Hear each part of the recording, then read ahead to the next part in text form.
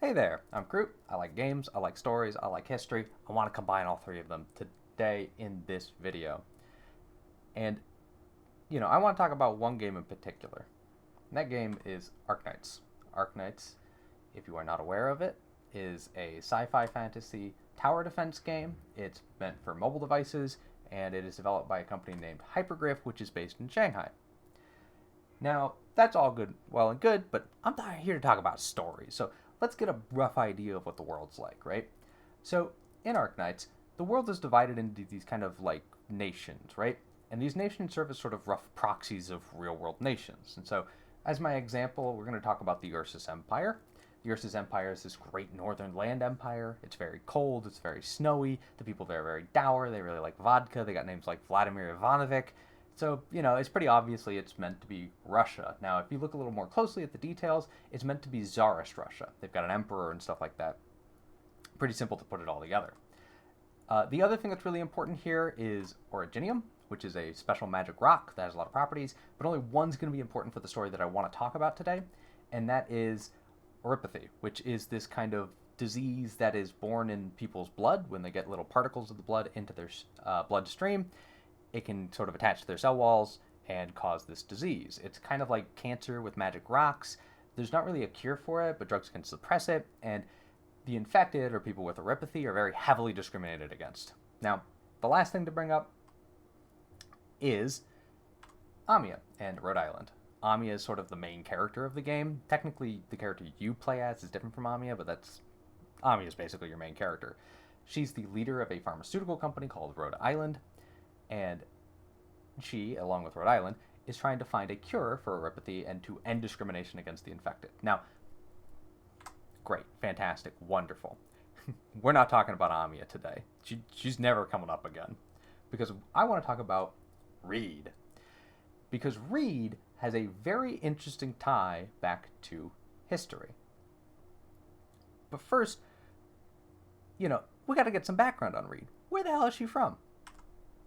Well, there is a nation in Arknights called Victoria. And if the name doesn't give it away, it's Victorian Britain. Their capital is literally named Londinium, which is if you weren't aware, is the Latin name for London, or really the Roman name for London. It's a society that's divided into commoners and nobles. It's largely made up of cat people, so there's going to be a lot of cat ears going around. It is a sort of constitutional monarchy, and so they have like a king with a parliament, though it's a little more complicated in the current moment, but their general governmental structure is a constitutional monarchy. And they have a very strong military with a massive world-spanning empire. So Victorian Britain, very simple. Now, that empire is fading in the game, and it's in the middle of like a 20-year succession crisis, so it's a little complicated, right? But Reed's not just from Victoria. She's from a sub-region of Victoria named Tata. Tata is part of Victoria, as I mentioned, but it's treated more like a colony of Victoria, despite the fact that they are directly next to each other. Tatans are kind of seen as these kind of vulgar and base people. I don't want to insult these people I've just put on screen, but, it is what it is. And their culture, their history, and their language are all very heavily repressed. And many Victorians see this as kind of like civilizing these barbaric Tatans, which, not a great time. Though they still speak they speak little tidbits of their old language, which is very similar to Gaelic, and they still sing these old folk songs, and they've got this kind of legend of an old King Gael who used to rule the Tatans. But that's mostly been pushed forward by the nobility. That's why I brought them up now. And there's this kind of like rising nationalism recently. I'd say probably within like the last 20 to 30 years within the game. There's been kind of this rising tide of nationalism, kind of rediscovering old histories, rediscovery of old language, and rediscovery of old ideas, I suppose. Really talking up King Gael, but this leads to a sort of rebellious group within and so this leads to a rebellious group within Tata called Dublin, which is this kind of armed resistance movement that's trying to break free from Victoria and sort of form their own nation. specifically under a descendant of King Gale.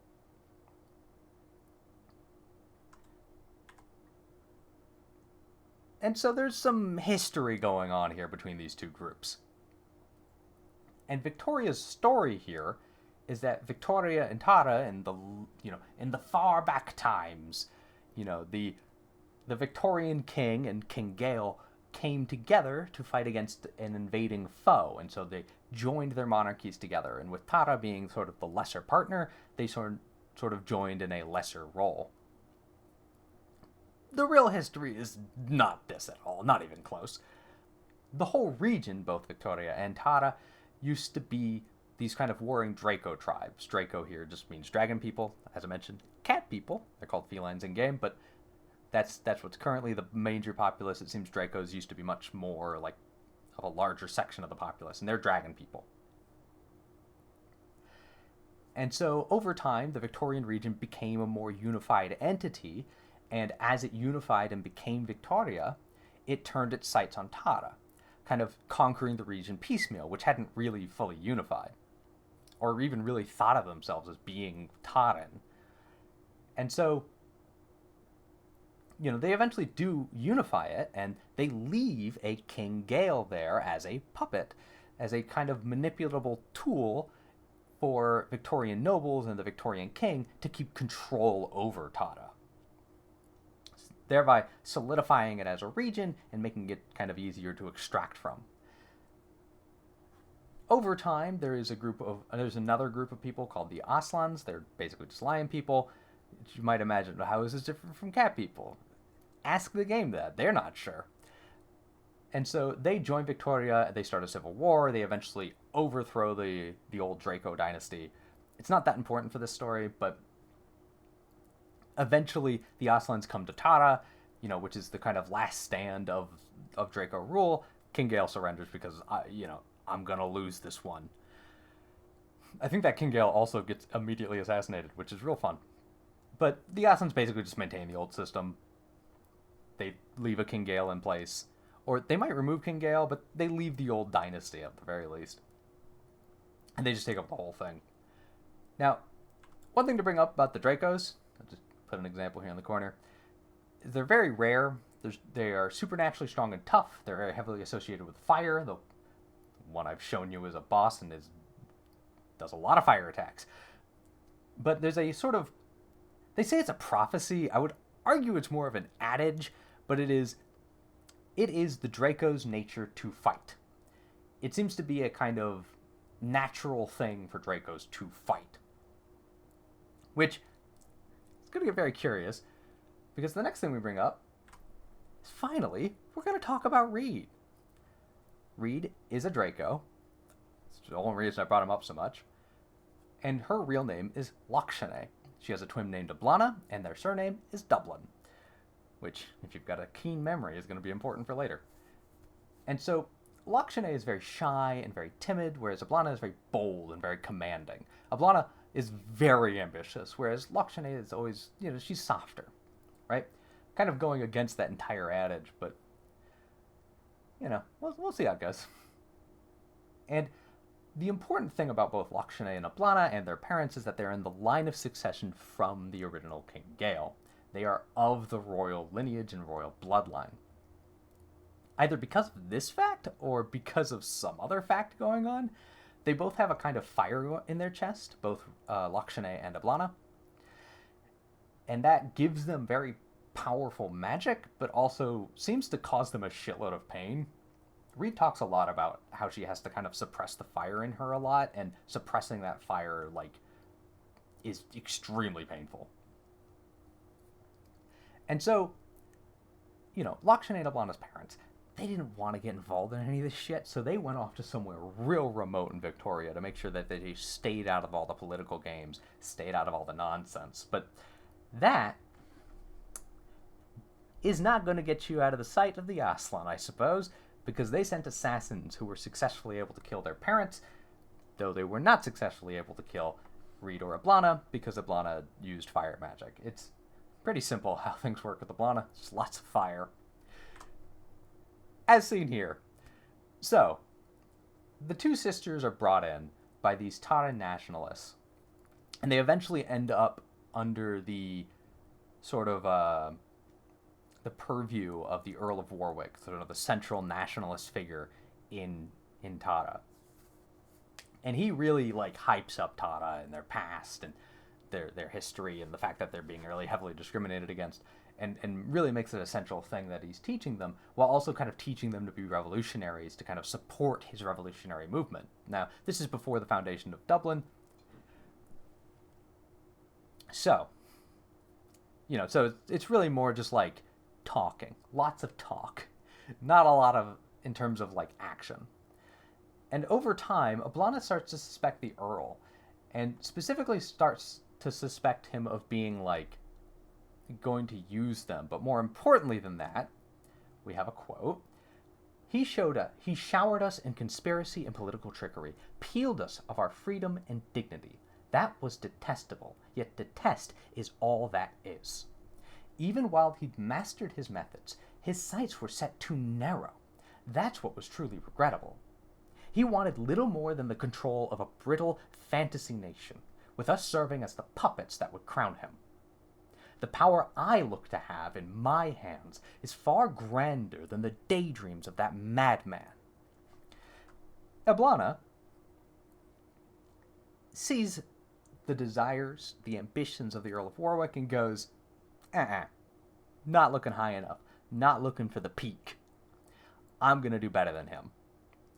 And so she does, by taking over all of his, basically like flipping all of his supporters and all of his servants and martyring him, killing him in his wine room or in his like bedroom. He was, I don't know, it's confusing, but kills him in his home, lights his home on fire, and makes it all look like the Victorians did it to him, which, to be fair, he was agitating. It makes some sense. And so when she explains this to him, just a small note, she explains all of this to him and like is direct about how she's going to take things over and change things. The Earl is surprisingly okay with this. He like gives the thumbs up and says, all right, I think you're going to do it perfectly fine, following in my footsteps. Which is like, all right, okay, I guess. And it seems like Reed had the same opinion I did, because she was real hesitant after this incident.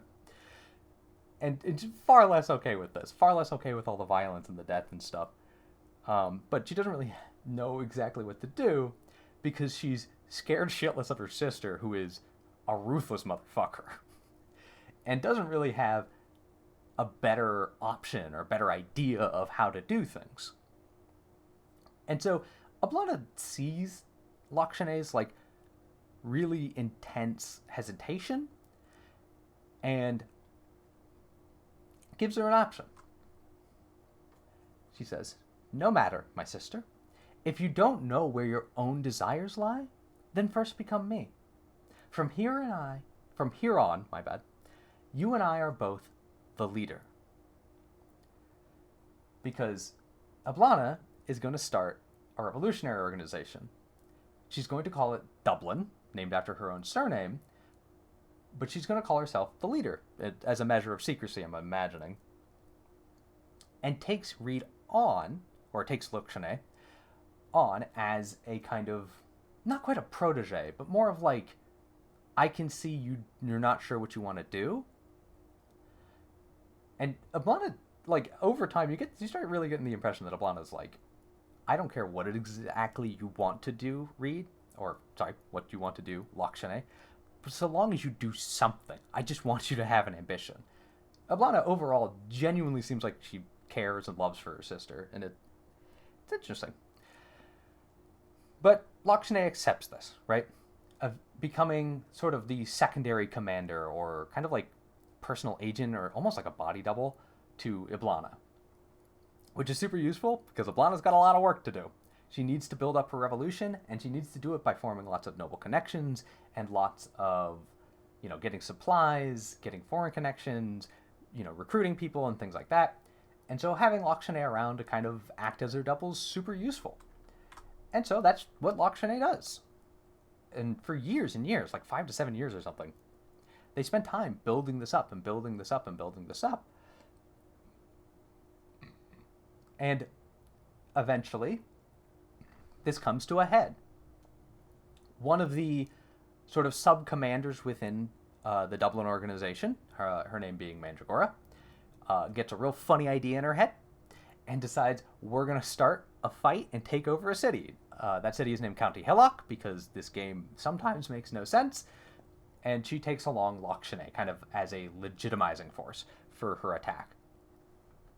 During this attack on County Hillock, Lochshane incinerates like an entire city block and executes traitors and does lots of violence. And this seems to be like about where Lochshane is going to tap out. She's done with this now.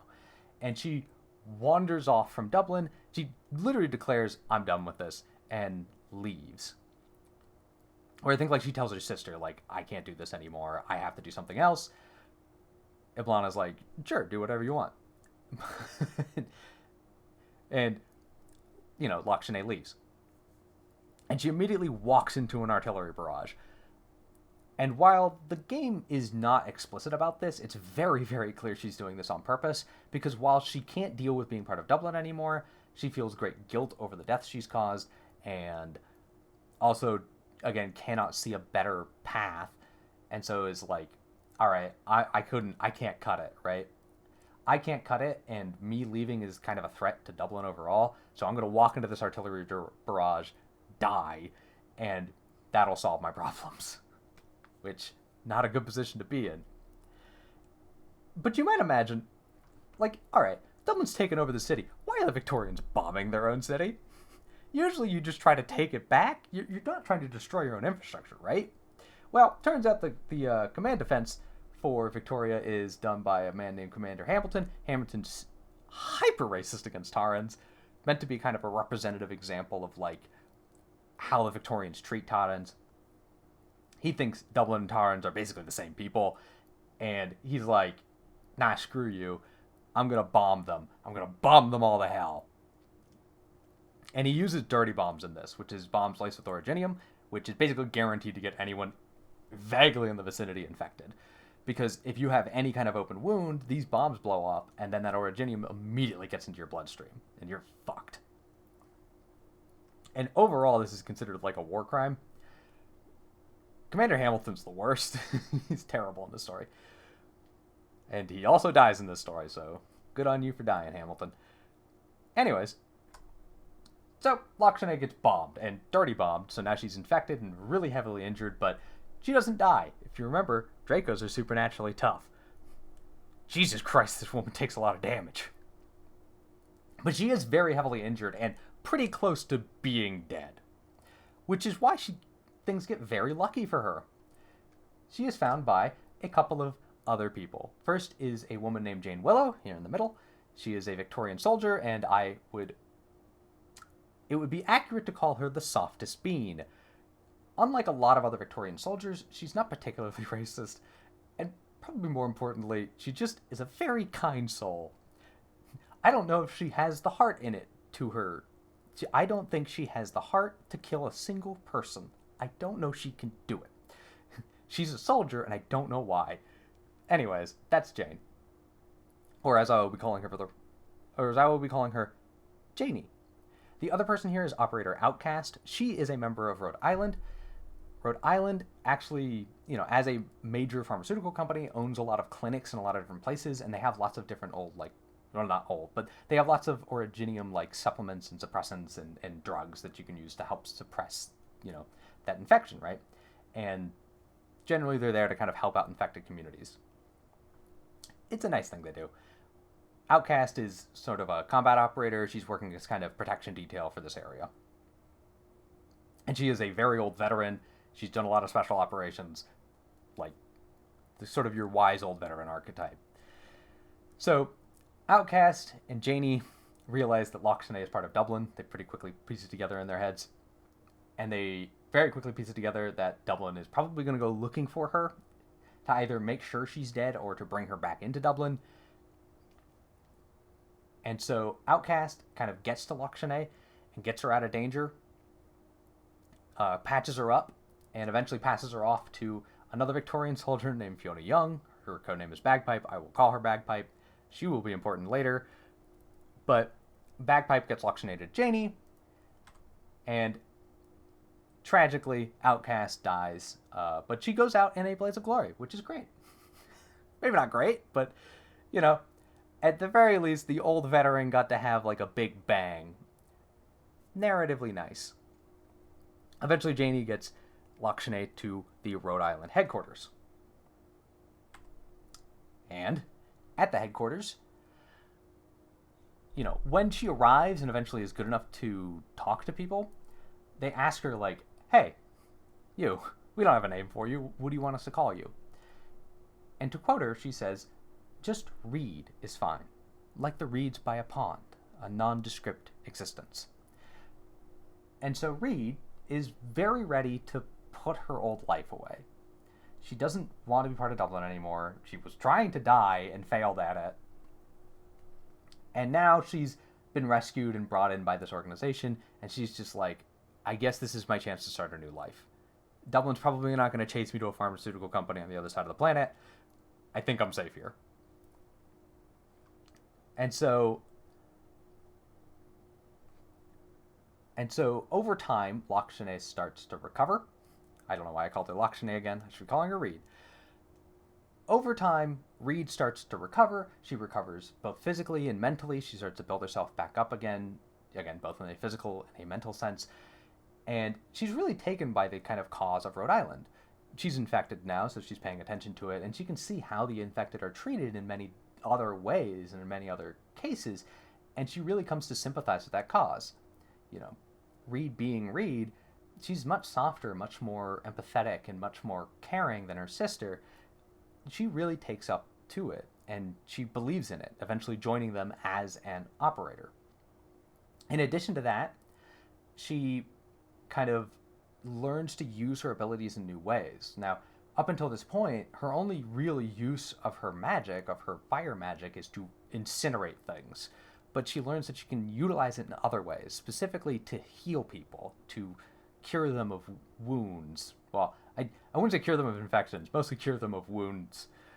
But still, it's a great use of her abilities, even if it does cause her a lot of pain. But to her, it's worth it. She can help people now, which is more than she ever could before, at least in her opinion. But she feels like she has to go back. You know, she's changed. She's become a better person, become a happier person. She's grown a lot as an individual, but she can't put aside her past fully. And so eventually she decides to go back to Tata. And so she does.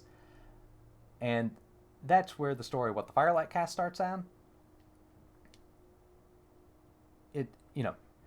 And so Reed returns to Tata, wherein she runs into a group of Tatan refugees. Now, this is a group of people that have been basically driven out of a local city because they were collectively suspected of killing a single guy. Just all of them. Or more accurately, they were all going to get sent to the Gulag, so they decided to run instead. I would call that driven out of the city. Makes sense. And so Reed runs into these refugees, but Reed, having grown up in a noble background for pretty much her entire life, sounds like a very posh Victorian and not like a Tatan, which the refugees are all very suspicious of. They're like, you sound like a noble woman. Why should we trust you? But Reed offers first aid, having medical supplies and knowing a bit about, how to patch people back together, not being an official doctor, though. And the refugees eventually kind of come around on her. They're like, all right, she's helping us. She's patching people up, putting people back together. She's like a doctor, so they start calling her doctor. And she's very adamant about not being called a doctor. Just read things. But, the refugees are all kind of split. They ran out of the city. They don't know what the fuck they're doing. Some of them want to go join Dublin. Some of them just want peace, right? They just want somewhere to not have to run constantly. And Reed herself is directly headed towards Dublin, but in a sort of adversarial capacity. For Reed, though, her first priority very quickly becomes making sure the refugees are safe, making sure that they're secure and that they're in a good position. But she says afterwards, I'm going to go on to Dublin, please don't follow me. Which doesn't go over well. They're like, well, you know where Dublin is? We're going to follow you regardless. which is, it's a source of tension, mostly a source of just, I guess that's going to be a thing we have to deal with later. But they have to also deal with a number of dangers on the road. The first one is Victorian patrols, just Victorian soldiers out on patrols. They did just run away from a city, after all. And so they end up in lots of like little fights and little skirmishes. There's also some members of them who are more aggressive and are like attacking caravans and stuff, but Reed tries to tamp down on it. And is pretty successful at it. But in addition to this, they have to deal with zombies. I cannot describe them better than zombies. Specifically, the zombies made of dead Dublin soldiers. So these Dublin soldiers will die out in the bogs of Tara. But their will for an independent Tara will drive them back into life. Now, it's not just that. It turns out that Oblana has also found a new way of using her magic and can kind of do the inverse of what Reed does. Reed can use her fire magic to heal wounds and to bring life back to people. Oblana uses that sort of same kind of life power to push life back into the dead, to bring back their desires and their drive and rise their corpse from the ground. Which, great drama fodder. But, also it's necromancy. Good work, Oblana. You're a necromancer. That's why your magic is purple-coated. Anyways, the refugees eventually run back in, Reed, but the refugees overall run into Bagpipe, who sees Reed and goes, "Hey, I know who you are." And also her friend Chen. Don't worry about Chen, she's not important. Bagpipe is also out in the field, looking around, and she's looking for the leader of Dublin, or really looking for, like, the commander that incinerated a whole bunch of people in County Hillock. She's looking for the Mega Wizard, right? And Reed, being the Mega Wizard, just doesn't tell her. Goes, you know what? Better not to mention. But Bagpipe kind of sees these refugees, and seeing they have nowhere to go, she puts all her shit on pause to immediately go, we gotta help these refugees, right? And so Reed and Bagpipe, their goals aligned. We gotta get these refugees somewhere safe. Sure, we've got our own missions, but these people, these innocents, gotta come first. And so a budding friendship develops between Bagpipe and Reed. Reed being a little more sullen, Bagpipe being very Bagpipe. I can't describe it better. She's just super boisterous, super loud. I'd imagine her in the same way you'd imagine a Scottish person, being very friendly. She's great. I like Bagpipe. But anyways, a friendship develops between the two. And eventually, I'm saying eventually a lot, but the refugees come to really, really trust and rely upon Reed. She's able to secure supplies from Rhode Island, especially tents that are able to secure them from the elements, which is really, really helpful for them. And Reed is also the person who kind of like leads them to somewhere that's relatively safe and secluded that maybe they could start a village in. And the refugees overall start to kind of treat her as a leader. They start making jokes about how, like, yeah, sure, like Salmon, one of the other NPCs, is technically their leader, but like everyone relies so much on Reed, she might as well be the leader. She is our de facto leader, right? And Reed's still very uncomfortable being called the leader, despite the fact that everybody's like, yeah, sure, she's leading, she's running the place, right? And Reed herself is still very unsure about how exactly she wants to confront Dublin. She still has her disagreements with them. She still has their issues with how Dublin works, but she also believes that Dublin is like, well, they are trying to do the right thing. I just have some methodology issues with them.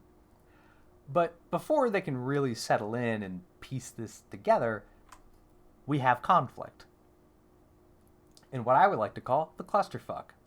Because while Reed's been out in the countryside all this time and not really like anywhere near most people, she still has been spotted both by Victorian soldiers and by Dublin spies, and that's starting to catch up to her. The first group is a group of Victorian soldiers led by an agent named Puzzle. His code name is Puzzle. And Puzzle here is able to surround this camp and all their tents, and is able to round up all the the Taran refugees, kind of get them out of the way, and go, all right, hey Reed, why don't you and I have a chat? And so they do. Puzzle kind of sits Reed down, goes, hey, it seems pretty clear you've got your issues with Dublin. You got some problems with it. I get, you're back here, and I understand that.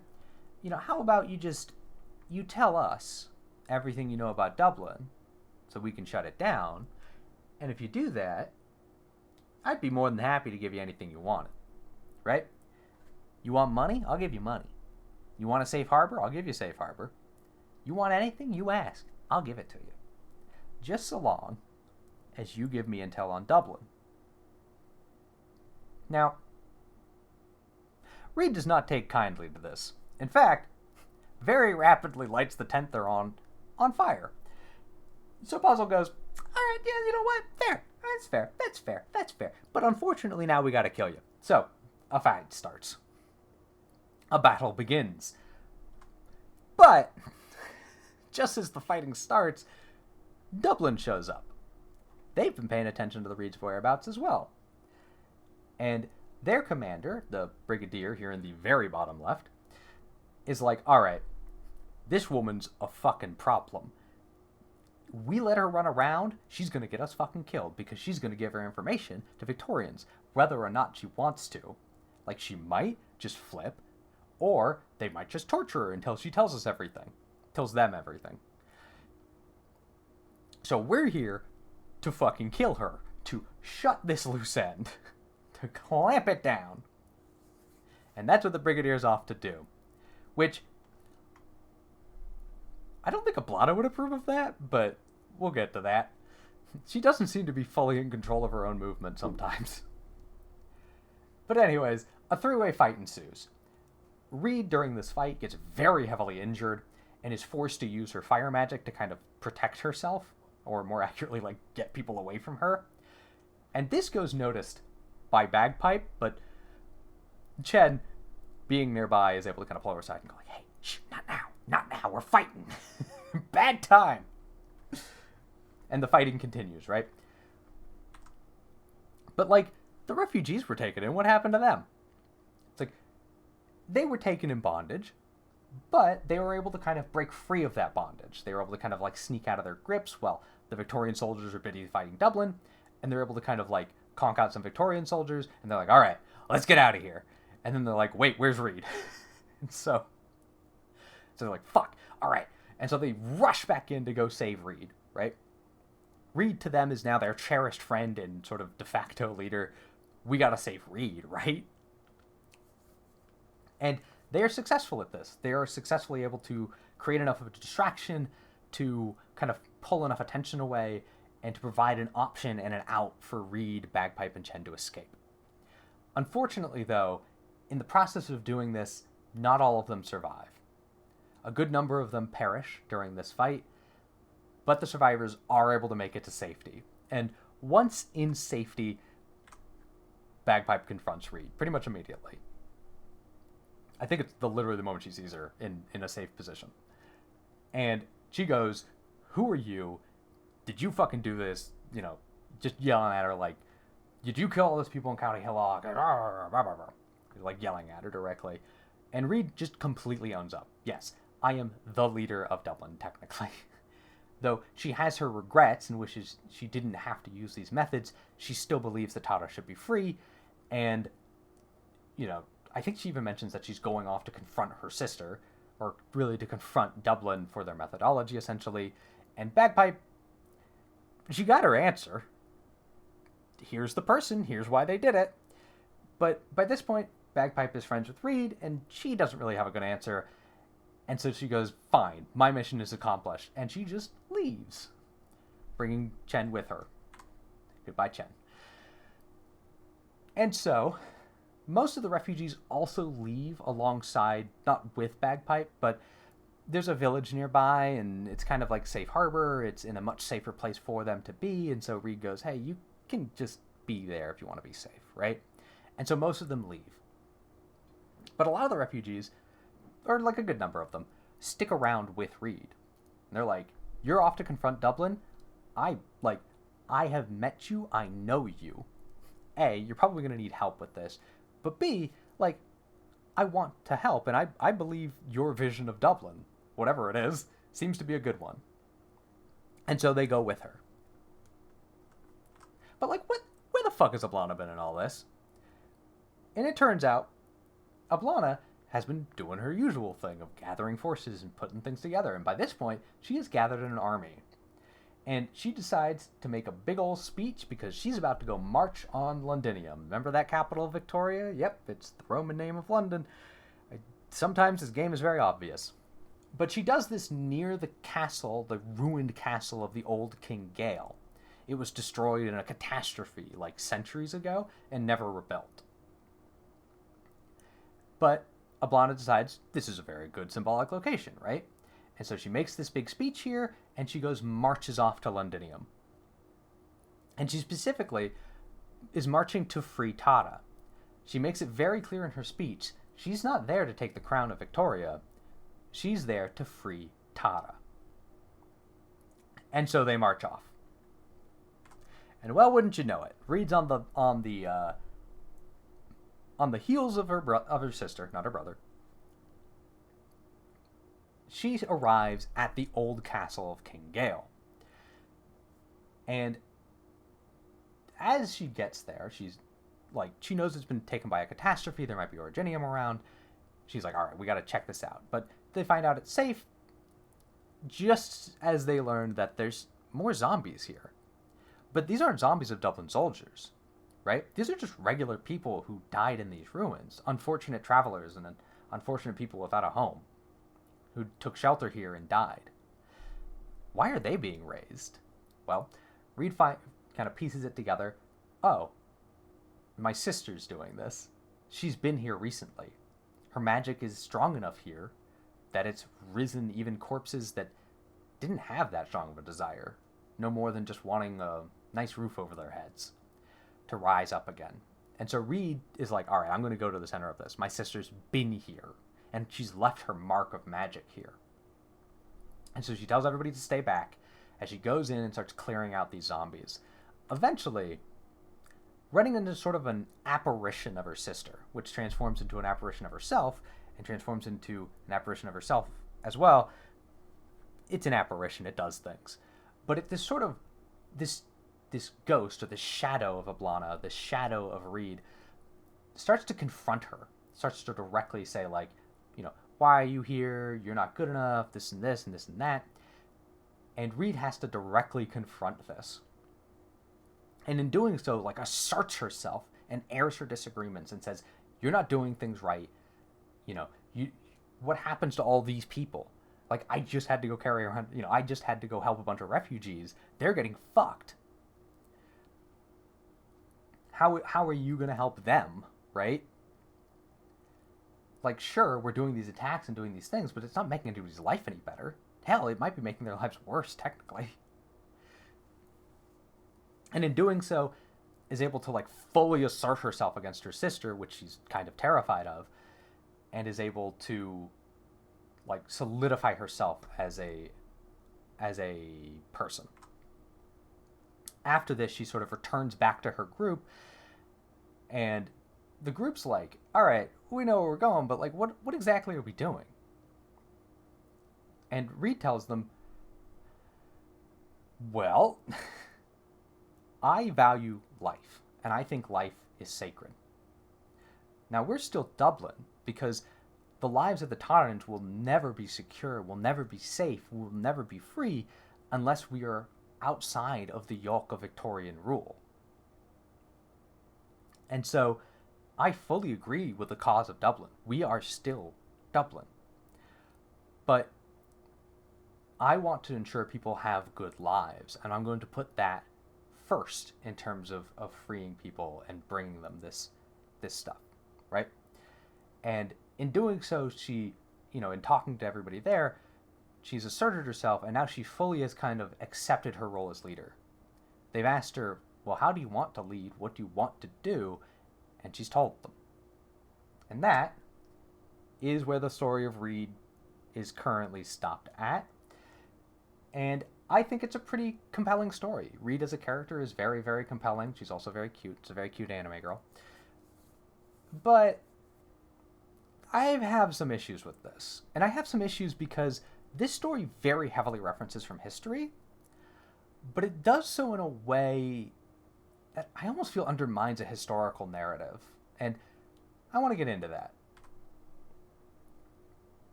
So, in order to talk about Reed, we need to talk about where Reed's from, which is Tara, or more accurately, or be accurately historically, Ireland. It's pretty clear. Like, they speak Gaelic, they talk about these things. Lochshanay is the name of a small town near Dublin, like the city of Dublin. Their organization is called Dublin, which is big. Iblana is the name of a town that used to exist in Ireland. It's supposed to be near where Dublin is today. It came up in like a Roman record sometime, but Iblana is the name of a town that the Romans called in Ireland. So you have all these names and these references and these direct connections to Ireland specifically. And so it's pretty clear that it's like, oh, well, this is kind of like, yeah, right? Like, Britain used to rule Ireland, and that's a colony, and that was like kind of like their first proto-colony, right? And there's all these connection points that kind of come back to Tara being Ireland. And so I want to compare it on those grounds, right? And I want to compare it specifically to Irish independence. But, we got to build it up. Reed's story built up a long history, so we're going to build up a long history as well. And so, the history of Ireland, they have some old stories of a legendary king of Ireland or a high king of Ireland. There seem to have been multiple, like if you go based on the historical records, but the high king of Ireland is said to have ruled from a place called Tara Hill, another direct reference from the game. But it seems overall Ireland was like many different clans that all kind of feuded with each other and fought with each other. There were Viking raids and invasions. There were lots of little like Viking settlements along the coast, as during the age of the Vikings. And the Normans eventually invaded, though they were mostly pushed back to the Pale, which is where roughly the area where Dublin is today. And so, it's this kind of like contentious region, right? But eventually, the Tudor dynasty is able to take over the whole of Ireland. And by uniting it, are able to unite three kingdoms. Charles becomes the king of England. By this point, he's technically also, well, not technically, he is also the king of Scotland because Scotland and England had joined via marriage, or, yeah, basically had joined via marriage and blood.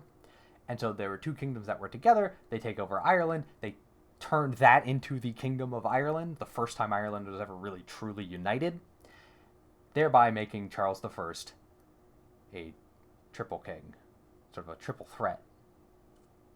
He's the king of three countries. Three kingdoms, really? I don't like Charles. There's a reason. I think there's a very good reason why Charles I was killed by his parliament, but we'll get to that. But like on the ground for most people here, Ireland gets treated as kind of the proto-colony of England, right? Their people are seen as vulgar and barbaric, specifically because they're Catholic, which is very important, the Catholic thing. And the English are seen as kind of like, we should go and civilize these barbaric Irish. Or really these barbaric Catholics, but Catholic is basically proxy for Irish throughout a lot of English history. And in a lot of ways, the local elites, the local nobles of Ireland are removed. Their systems are kind of taken apart and dismantled. Specifically, you have the system of surrender and regrant, which did not get taken up by a lot of Irish people, but the people who didn't oftentimes would forcibly have their lands taken from them and have it replanted in a plantation system by Scottish and English settlers. The system of surrender and regrant, just to clarify, is if you surrender and basically become English, you can get your lands back, but now you also owe debt to the crown. It's kind of a shitty deal. It's not surprising not a lot of them took it.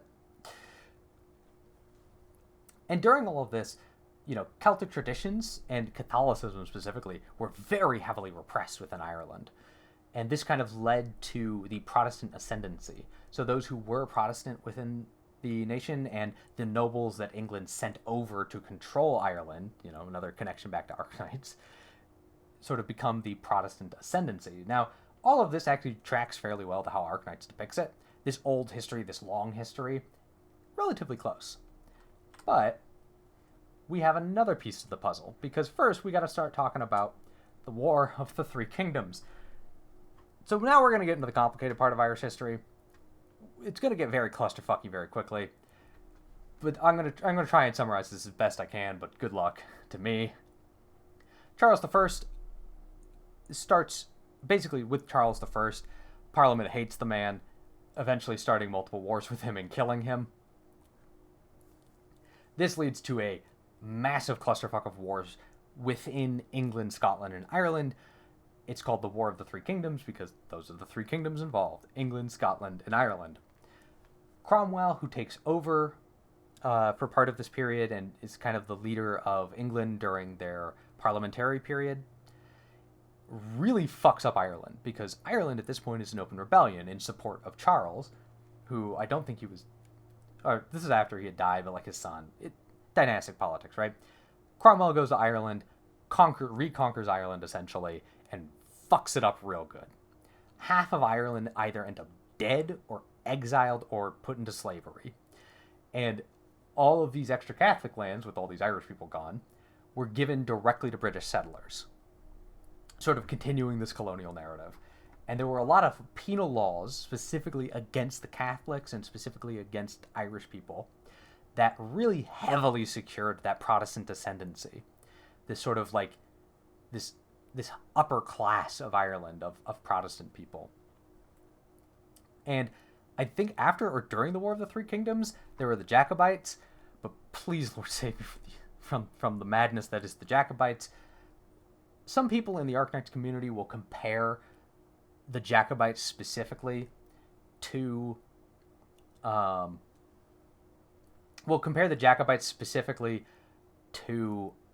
Arknights and to Reed and to Dublin, because they are a pro-monarchist organization. Dublin overall is trying to put Iblana on the throne of Tara. I think this is significantly different from what the Jacobites were trying to do. The Jacobites were like basically a noble rebellion that got the support of the Irish primarily by promising them autocracy or more autocracy. No, sorry, not autocracy. Ooh, my bad. Autonomy. But the Jacobites, I think, were like not really even close. There are some elements that are shared, but this is primarily talking about Irish history. It's very clear from all their referencing, and it's pretty clear from how they talk about the rest of this. Even Reed and Iblana don't seem particularly invested in actually ruling Tara once they've gotten its freedom. They are very heavily invested in freeing Tara from England. They're not interested in taking the English crown. And I think that is the like defining difference between the Jacobites and them, and like the Arknights in Dublin and those organizations and stuff.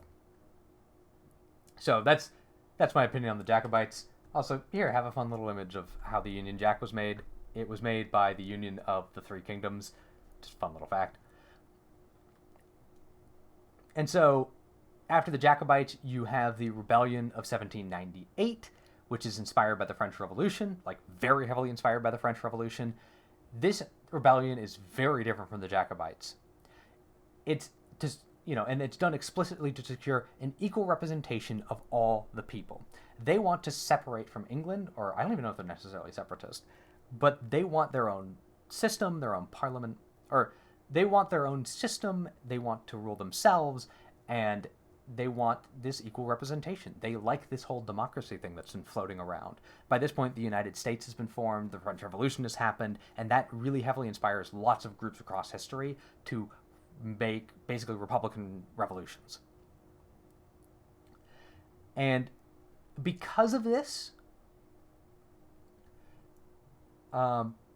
this forms the Act of Union, which is now where the flags become relevant, sort of unifying the different parliaments. Up until this point, technically, Ireland was a separate kingdom that was joined by union of the English crown.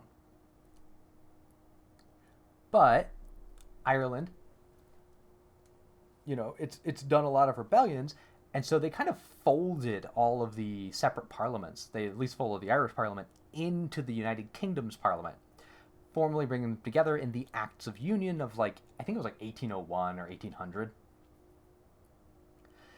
And it creates this kind of shared parliament. Now, the next stage to this is Catholic emancipation. There's this lawyer, this Catholic lawyer in Ireland called Daniel O'Connell, and he gets nicknamed the Liberator, and we'll see why in a second. And in 1823, he begins a campaign to achieve Catholic emancipation, and he does so by running in an Irish by-election. Now, based on the rules of the day, Irish people can't vote. That's what emancipation means, right? Emancipation means you have the vote. We're trying to secure that for Catholic people. Catholics can't vote. Daniel O'Connell's a Catholic. He runs for the position and he wins it, but he's disqualified because he's Catholic. This starts waves that eventually changes the system and creates and causes Catholic emancipation. And eventually he wins a seat in 1932. 1930. That is a mistyping. I got two of those in here. 1832. And he does so because of a man named the Duke of Wellington. Now, lots of other people were involved in this. The House of Commons in particular was very supportive of Catholic emancipation, but the House of Lords was like not having it. And so the Duke of Wellington, Arthur Wesley, the first Duke of Wellington, sorry, that was his full name, is the prime minister at the time, and he was born in Dublin, born and raised in Dublin. He was also a hero of the Napoleonic Wars, and he helped secure Catholic emancipation in 1829 by basically, at one point, threatening to quit. He really, pushes for this. And he thinks this is a good move because it'll help kind of appease the Irish, but also because he probably, genuinely believes in it to some extent. After this comes the famine, which, to give the short of it, there was a potato blight in Ireland. There probably was enough food in England that they could have sent it to Ireland to keep them all from starving. The English didn't. In fact, they imported food out of Ireland, thereby making this famine way worse. It kills off shitloads of Irish people. England starts joking about it and making fun of Irish people for this. It's a really obvious thing that pisses off the Irish. This, later on, but in 1803 as well, there are these more Republican rebellions that happen in Ireland, right? So you've got the rebellion of 1803, 1848, and then the Fenian Rising of 1867.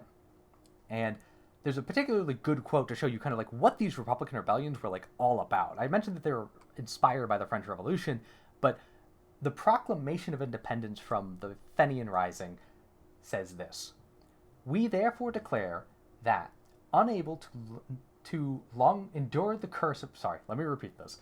"We therefore declare that, unable longer to endure the curse of monarchical government, we aim at founding a republican based on universal suffrage, which shall secure to all the intrinsic value of their labor." By 1867, I think Marxism was already a thing, right? So they were already talking about true equality in both the economic and the political sense. Now, this rebellion was put down, but it really chose to kind of color what these rebellions are about during this period. Out of this period comes the IPP, which is a political party within Ireland, within the Irish part of the overall parliament, the Union Parliament. The IPP is the Irish Parliamentary Party. They're here to get an Irish parliament, right? Names on the tin. And they really push for something called the Home Rule movement, which is basically, can we please have some autonomy? Can we please rule ourselves? Because you people fuck it up all the time, thanks England. Right? And they want Ireland to have their own parliament, and they're able to get something passed through the House of Commons, or at least get it through a parliamentary procedure in around 1912 to get home rule. This causes a group of people called the Ulster Volunteers, or this causes an organization to form called the Ulster Volunteers to oppose this. And in response to that, you have a group called the Irish Volunteers who are in opposition to the Ulster Volunteers. The Ulster Volunteers are largely Protestant, based in the north, and want to stay united with the English sort of system, stay in the Union Parliament, whereas the Irish Volunteers are supportive of the IPP and want a separate parliament. Sort of a foreshadowing of the Troubles, but this story doesn't really get to the Troubles, so it is what it is. But eventually, Home Rule was won, and the Government of Ireland Act was passed in 1914. Unfortunately, that was immediately suspended because of World War One. This act was passed like right at the beginning, right at the eve of World War One, and very quickly into World War One, it's put on pause. It's sort of how do I say this? It's sort of they basically go, hey, we'll give it to you later. World War right now, we're gonna do that, which does not make certain people in Ireland happy, but we filled the page, and I kind of want to compare this to Arknights. None of this happens in Arknights. None of this even gets represented in Arknights. I think the only thing that really connects well, I think there's two things. One is, I think, kind of like the Jacobites, and I already kind of made my comparison with it there. And the second thing is a reference. In Arknights, there's a character called the Duke of Wellington. As I mentioned before, the Duke of Wellington in reality secured Catholic emancipation, which was really great for Irish people because now the Irish people can actually vote for people. That's kind of what led to the IPP and what led to the Home Rule movement and kind of like how they tried to achieve their Republican dreams through Parliament. Now, the Duke of Wellington in Arknights is a powerful military figure who fought in Arknights' equivalent of the Napoleonic Wars, and he basically is the like primary funder and supplier for Dublin, specifically for Ablana's attempt to get a free Tara. And in Arknights, the Duke of Wellington is Irish specifically. The Duke of Wellington in real life was born in Ireland, but never really considered Irish. Whereas the Duke of Wellington in Arknights is an Irish lord, or not Irish, a Tauren lord, right? And so it's kind of like a fun little cameo. It's a nice, fun, direct reference to a real person who did real things. I thought it was pretty cool to bring up, but you can kind of see where like it kind of matches and kind of doesn't, right? And so we move on to a little detour that I want to make. So I want to talk about County Hillock and the events that happened there in Arknights, because the community seems to have some interesting notions regarding it. To quote from the wiki, Episode 9, Stormwatch, the County Hillock incident, that plot is highly reminiscent of the Troubles. The Victorian Royal Army barracks are possibly analogous to the Royal Ulster Constabulary, which is Hamilton's guys. The Taurens, who Dublin initially sides with, are analogous to North Irish Catholic nationalists. This is very wrong in a number of ways. The Troubles are very different from what happens in County Hillock during Episode 9. First of all, the Troubles do not exist without Ireland as an independent country. It cannot exist without that. The entire conflict of the Troubles, the basis of all the fighting between them, is whether Northern Ireland should be part of the whole of Ireland. That is the conflict that created the Troubles, and it does not exist in Arknights. Now, more importantly than that, the Troubles are this extremely long-term conflict. Like, Dublin's been fighting for 5 to 7 years. The Troubles lasted for decades. And more than that, the Troubles were largely consisting of, like, irregular militias and terrorist actions, which does kind of favorably compare with how Dublin acts. They very much act like... They do lots of terrorist actions, I'll give them that. But they're not really an irregular militia. They're not really like guerrillas out in the field. They are a formal, professional army that engage in guerrilla actions as a kind of proxy for Ablana's whole thing. They're very organized, and while they sometimes can go a little wild, and sometimes Ablana just lets them loose sometimes. But overall, they're very organized, and they're very, like, together. They're able to hold secrets really, really well as well. And so it's these different kinds of organizations, and in addition to that, there's not really a true equivalent of the Royal Ulster Constabulary. It's more accurate to say it's the Royal Irish Constabulary in this reference, because we're not talking about the Troubles. Again, the basis isn't there. And, like, Episode 9 doesn't bear that much with the Troubles, again, because of how it's structured. The Troubles isn't like, we went to this town and took over part of it and then got driven out by the English. Which is what happens in County Hillock. Dublin goes to County Hillock. They take over part of the city. They're able to kill a whole lot of people, and then the Victorian army is able to drive them back out. They have to slink back into the shadows and disappear. And so that doesn't really track to the Troubles, which, again, is this very long-term conflict. Most of the people who fought in the Troubles lived in the towns that they fought in. Or, were from the towns that they were fighting in, at the very least. And so I don't like this comparison. I think it's pretty bad. But so we'll get back to history, and we'll talk about what this is really about, right? So let's get to the Irish Volunteers. They were formed to oppose the Ulster Volunteers, as I mentioned earlier. They were nationalist and Republican. They wanted to push for at the very least, an autonomous Ireland, right? With their own parliament and their own, home rule.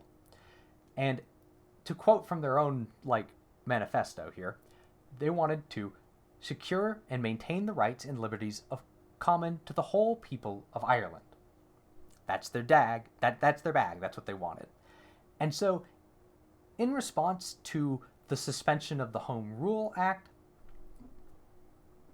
the suspension of it to be reopened later, they go, England's going to use this as an excuse. We don't believe this. We need to secure our independence now. And so they start the Easter Rising, which is what I would actually compare episode 9 to. It's mostly concentrated, during the Easter Rising, it was mostly an attack on Dublin, though it was also, many other things were happening in Ireland at the time as well, but it's primarily focused on what happens in Dublin. So it's largely this one attack in this one city. And they kind of they go in there, they take over parts of the city, the English army is able to drive them back out of Dublin. But there are some differences from it as well. In Arknights, during Stormwatch, during episode 9, during the County Hillock incident, the civilians are largely in support of Dublin, whereas in reality, there was very tepid support from civilians. And here's a quote from a poet named James Stephens. None of these people were prepared for insurrection. The thing that had been sprung on them so suddenly, they were unable to take sides. A lot of people threw rocks at the Irish Volunteers who had entered the city, at these militants. And so it's a little more complicated. It's a little more, there's a little more depth to it there. And the thing that's really important, though, about this is that the UK military, as they took it back over, acted extremely harshly towards the Irish, and specifically towards the rebellious individuals. Specifically, they hanged a good number of people, and they committed some pretty bad atrocities inside the city of Dublin, and even afterwards to Irish civilians, who they equated to the Irish Volunteers. And so because of this, these actions galvanized the people of Ireland, overall, at the very least their voting population, because in 1918, they voted in Sinn Féin, an explicitly Republican nationalist party, on a party platform of, we are going to split. We're done. And so, they did. They swept power, they won a vast majority of the seats, and they became, 75%, I think, of the MPs that would go to Parliament, which they didn't. They made their own parliament called the Dáil, which started the War of Irish Independence. And now we get to talk about Michael Collins a little bit. So there is a man named Michael Collins who ended up leading during the War of Independence. He was very much like a common man. He grew up on a farm. He very much was like a fighter. He loved getting into brawls with people. He was very, very hot-headed and outspoken. He has a very long history of working within kind of these revolutionary movements, these pro-Republican movements. And he sort of becomes the de facto military leader of Ireland during the War of Irish Independence. He's also important for the stuff that happens after, but Arknights isn't at that point yet, so I don't have to talk about it. And he formed a group during the War of Irish Independence called the Squad, who are this crack team of guys who kind of go in and who go in and like assassinate high value targets that Michael Collins wants killed, basically. And this actually compares to a particular thing that happens with Dublin specifically, where they have these like crack guys with like names like the electionist and the arsonist and things like that, the bandit, with these like kind of code names that are like these like special agents of Dublin. I think this is meant to be a reference to the squad because it's like a collection of like 12 guys, and both in Arknights and in reality, the squad is like roughly 12 guys. Just another fun little connection. But that's kind of why I brought up Michael Collins here. But this part of history is where Arknight's story actually pretty hard detours from the reality.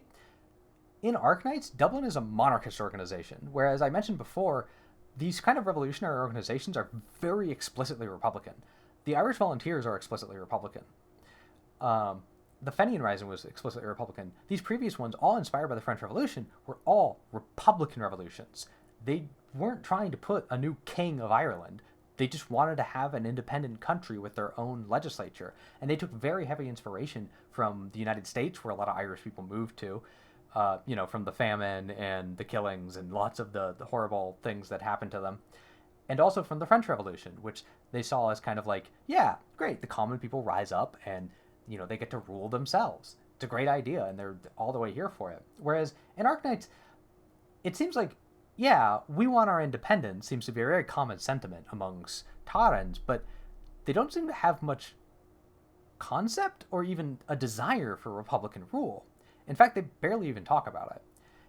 The only, like, kind of talking they make for it is like, yeah, well, Ablana's leading them and she's part of the royal line, so we're going to reestablish that, I guess.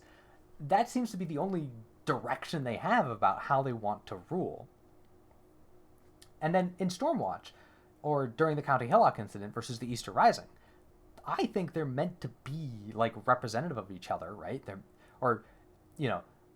County Hillock and the incident there is meant to represent Dublin during the Easter Rising.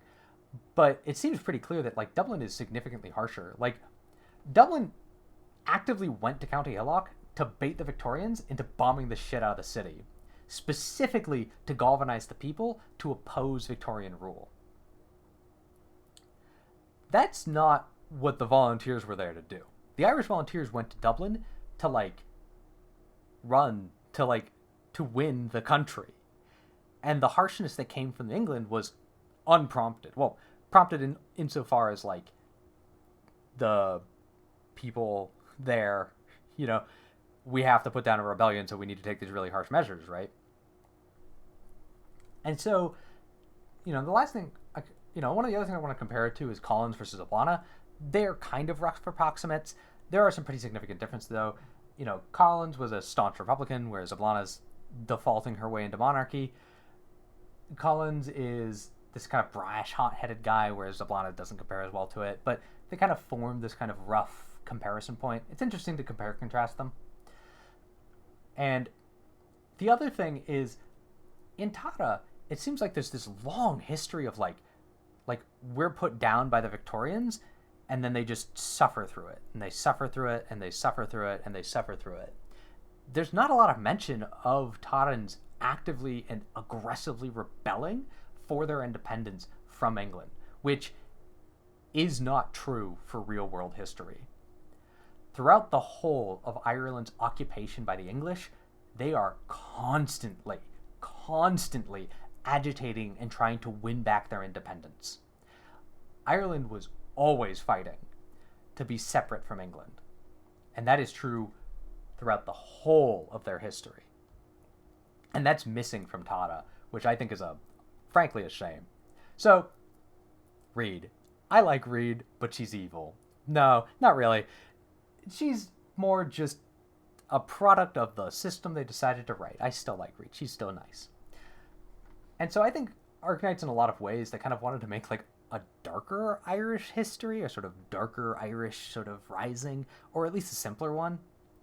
And so they end up making a lot of things more violent, a lot darker. It kind of makes sense, like it's a video game, you gotta have fighting, right? So, you're gonna do a lot more fighting than people pissing about and talking about how, oh, wouldn't it be better if we were like a republic and people could represent each other?